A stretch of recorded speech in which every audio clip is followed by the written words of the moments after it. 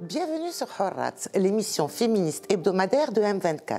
L'épisode de ce soir sera consacré aux droits des femmes, comme d'habitude, et ceux de la famille. Dans son dernier discours royal du 30 juillet dernier, Sa Majesté Mohamed VI a appelé à une nouvelle réforme de la Moudouana et à sa mise à jour au regard des évolutions qu'a connues la société marocaine depuis 2 décennies.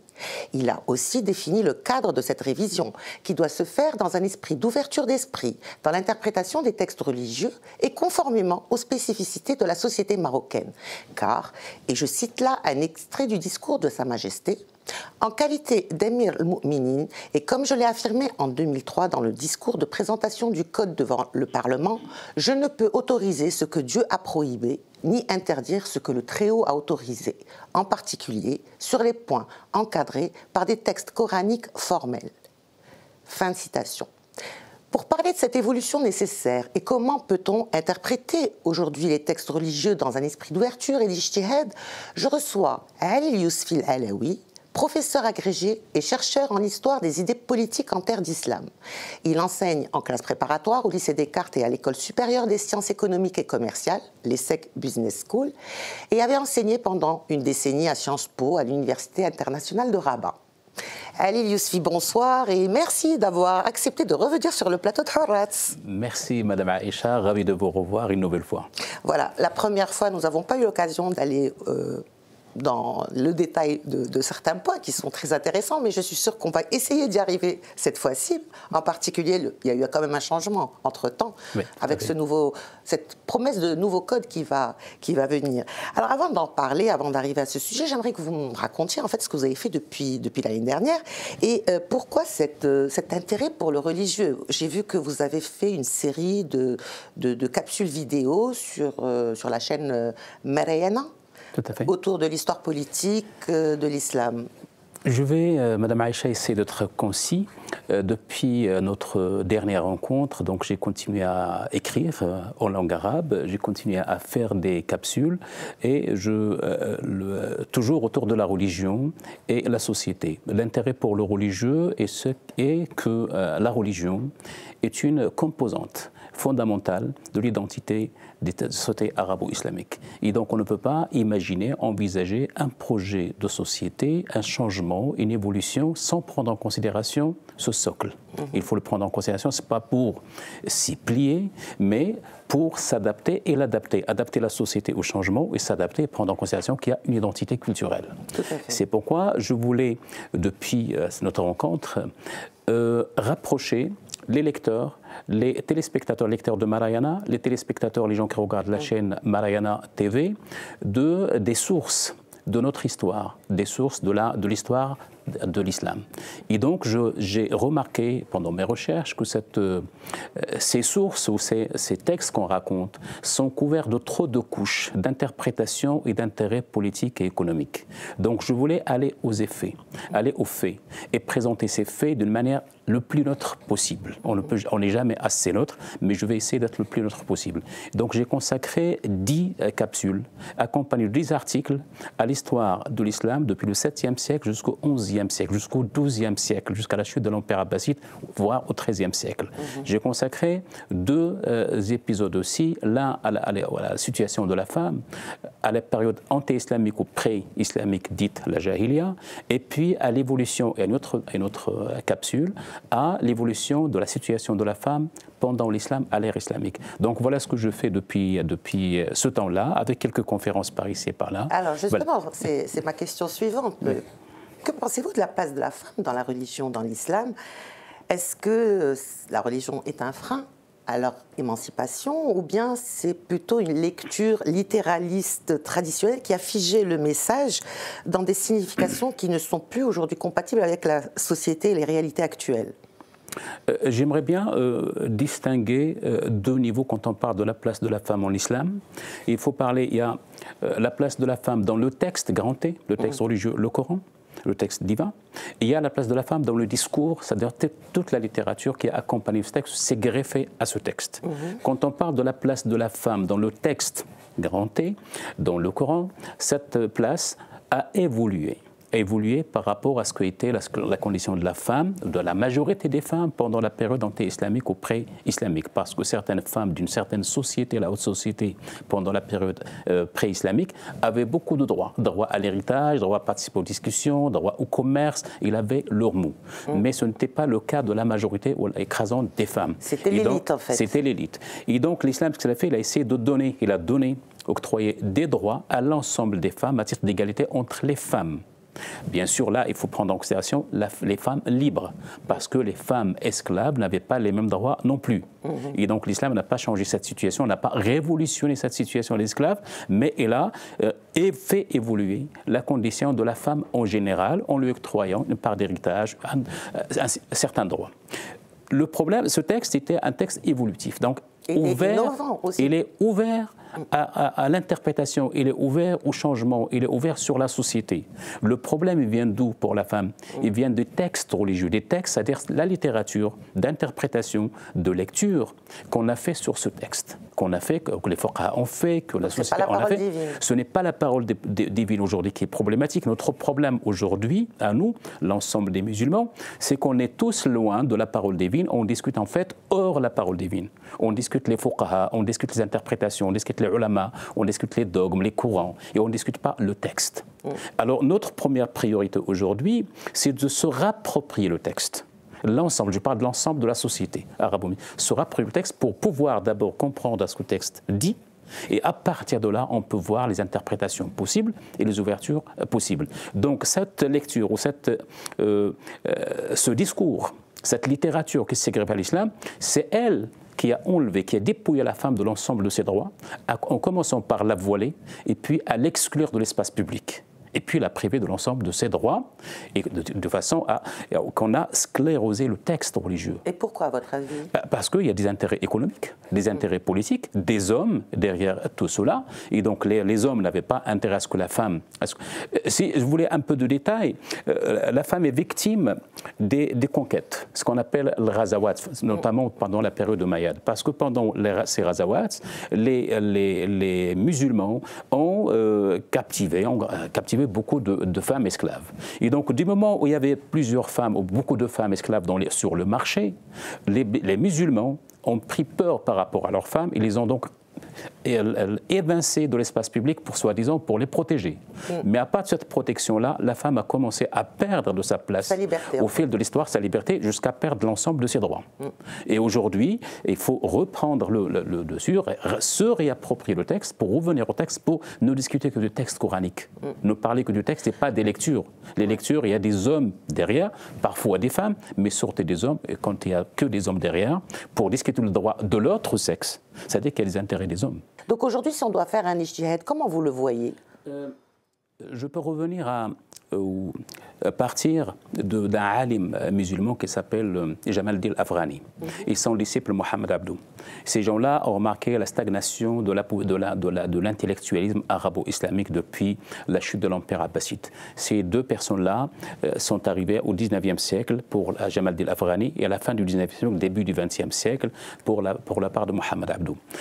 Jamal Din Afghani disait que tout un musulman peut interpréter, à savoir avec quelques conditions. Et les conditions sont la connaissance de la langue arabe, la connaissance du texte. Le texte est disponible aujourd'hui pour tout le monde. Il est sur les tablettes, sur les smartphones, il est partout. On n'est pas dans la période où il y avait le livre coranique chez quelqu'un, chez certains et pas chez les autres. Il est disponible. La connaissance de l'arabe, on peut tous s'approprier la langue arabe aujourd'hui en faisant un peu d'effort.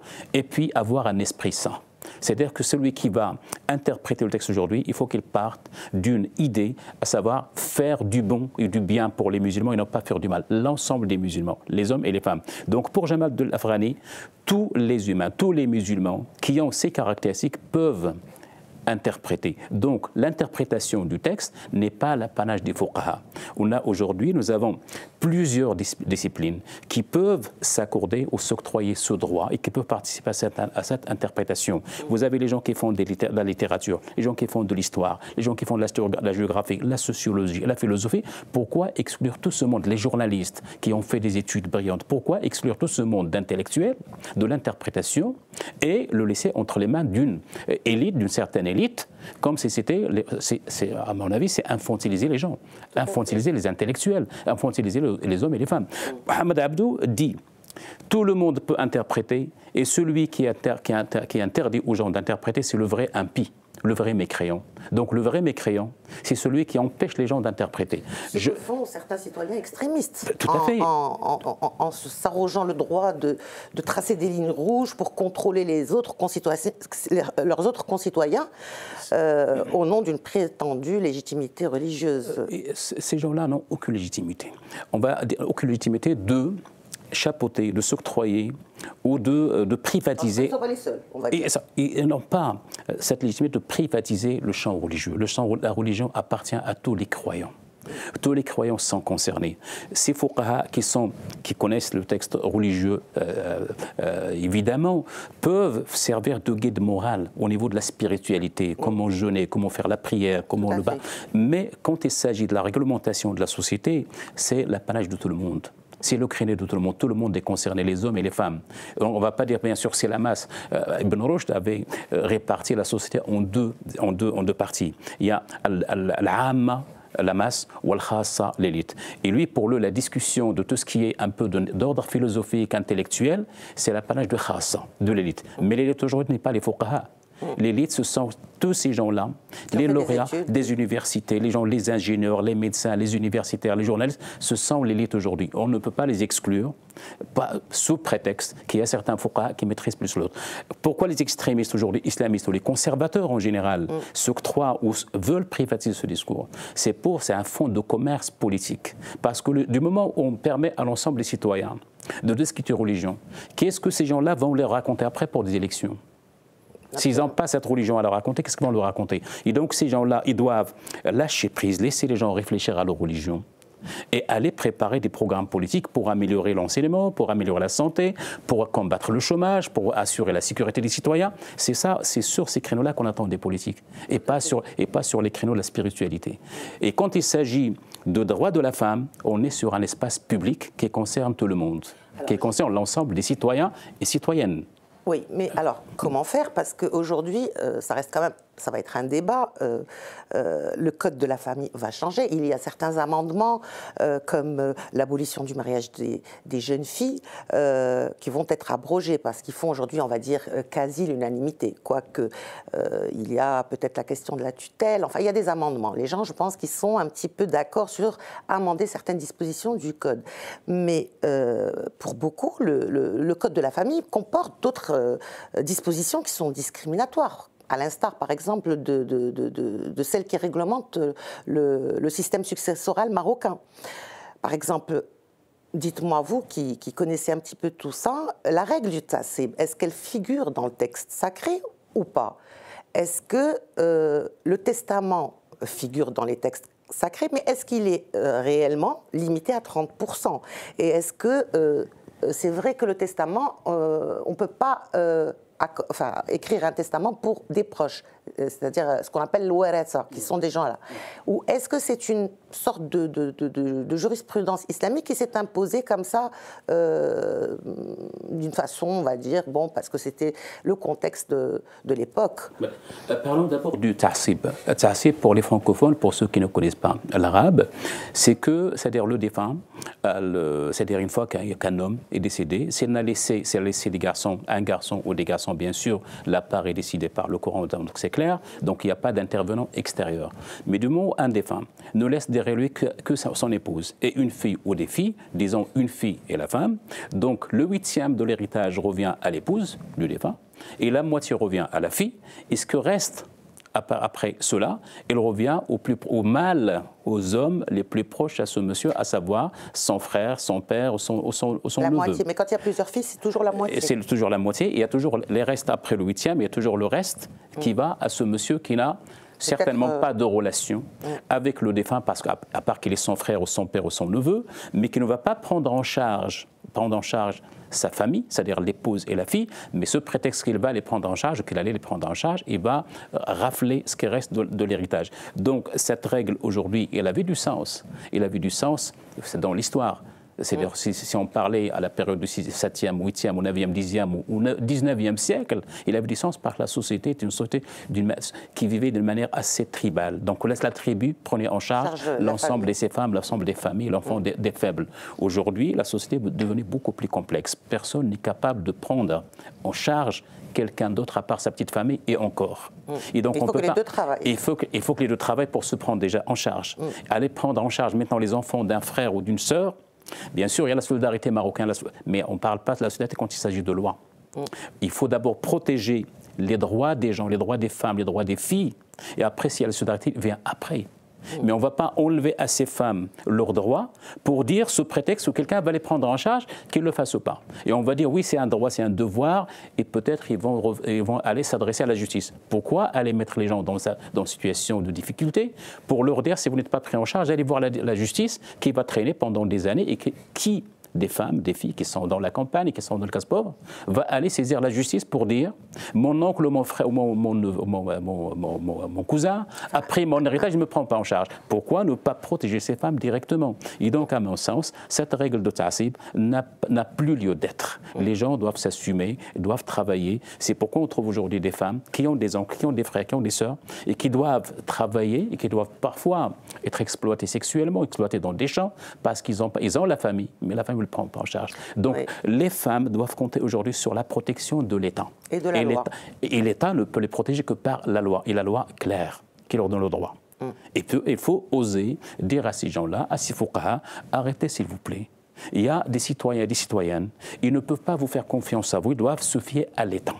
Et l'État en est responsable par des lois claires et décisives. Voilà. Excusez-moi, je n'ai pas parlé de la CIA. Justement, c'est ça ce que j'allais vous dire. Le testament, est-ce que ce serait peut-être une porte de sortie, une solution? C'est une porte de sortie, ce que j'allais vous dire. C'est une porte de sortie pour une classe assez aisée, assez éclairée, qui va décider, si on laisse la porte ouverte, on dépasse, on dit que le défunt, n'importe qui d'entre nous, avant de mourir, il fait une wasiya, ça veut dire un testament, au profit d'un tel ou un tel, d'un neveu, d'une fille. Ça peut régler.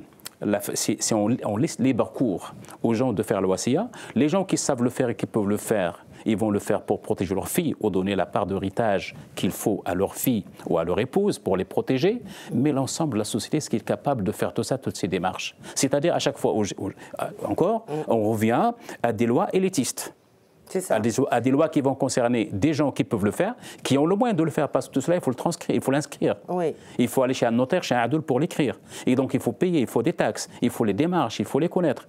Pour les gens qui sont dans la campagne, qui sont pauvres, qui sont analphabètes, ils n'auront pas de wasiya, ils n'auront pas de testament. Oui, mais même si la loi change, justement, ça va être appliqué.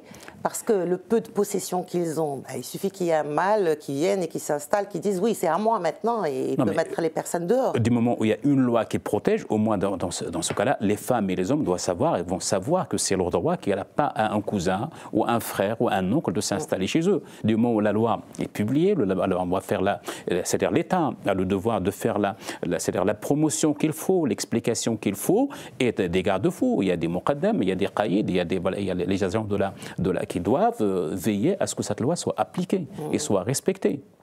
Mais d'abord, il faut ce texte qui protège les femmes. Une fois qu'on a le texte, là, on va chercher la démarche pour l'application du texte.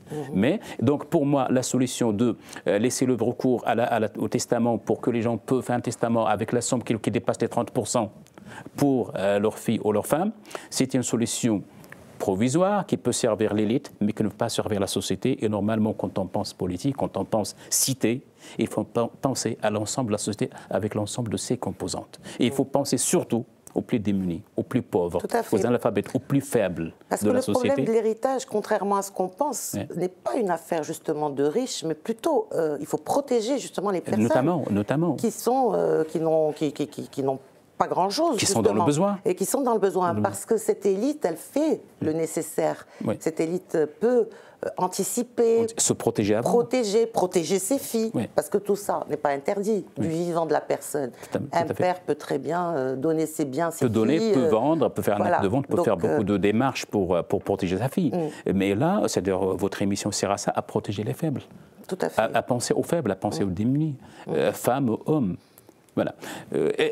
Pour revenir sur cette question d'héritage, il y a certaines voix, j'appelle ça des agitateurs de la foule, qui sortent aujourd'hui pour dire on ne touche pas un texte religieux, un texte sacré et tout, parce qu'on touche à ça, c'est l'islam qui...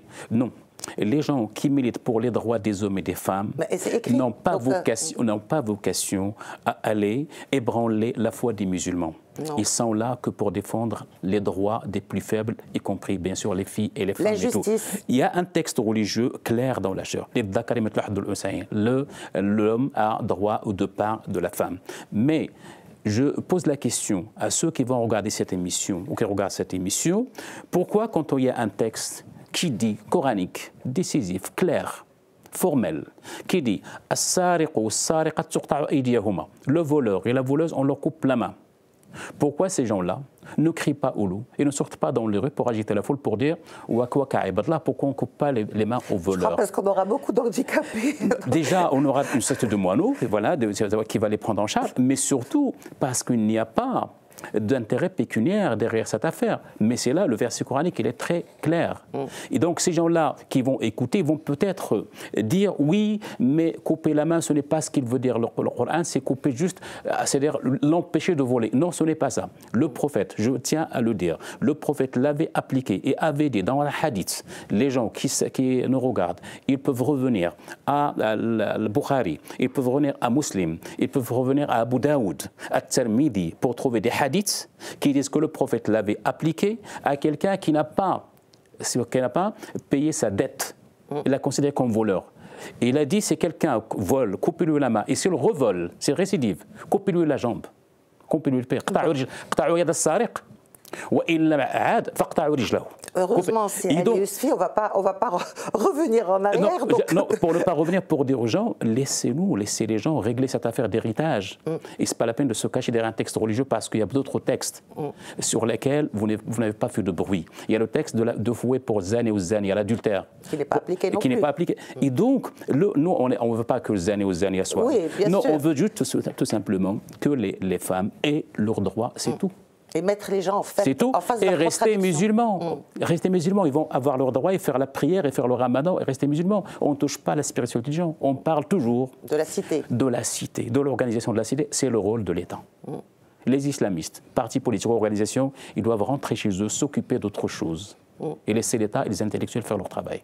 Je vous remercie. Alors, justement, je reviens à le frein. Aujourd'hui, c'est vrai que le Code de la famille a il est inspiré de cette lecture un peu traditionnaliste qui prône le qiyama, tara, et qui sont en fait même la base, parce que bon, la base du Code, c'est oui, à l'homme incombe l'entretien, à la femme, on va dire, une sorte d'obéissance, quoique bon, ça a un peu changé en 2004, mais il y a certaines personnes qui pense, parmi la société civile, qu'il faudrait changer de paradigme, c'est-à-dire que cet esprit-là du Code doit changer, pas seulement régler avec des amendements, ça ne sera pas suffisant. Oui. Donc en fait, est-ce que ça serait un code séculier qui pourrait permettre de sortir de cette impasse et d'être en accord aussi avec la nouvelle Constitution et puis tous les accords que nous avons ratifiés auprès des conventions internationales?